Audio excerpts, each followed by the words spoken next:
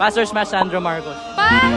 Pangit! Mukhang tomboy. Pass or smash si Sandro Marcos? Pass. Bakit? Nalalaki ako eh. Mukhang babae naman siya eh. Ay, wala pa rin. Pass or smash Sandro Marcos? Pass! Pass or smash si Sandro Marcos? Pwede ba iluwal na lang? Pass or smash Sandro Marcos? Yung mukhang lesbian? Pass! Pass or smash si Sandro Marcos? Pass!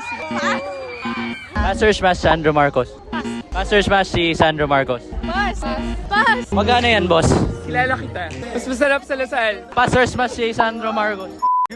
Pass. Nagabenta na kasi siya ng vape eh. So ibalik yung relics. Talaga siya, no? We respect the grind, but we don't respect him. Pass or smash Sandro Marcos? Pass! Pass! Pass! Kahit mayaman. Pass! Pass or smash si Sandro Marcos? Pass. Bakit? Duh.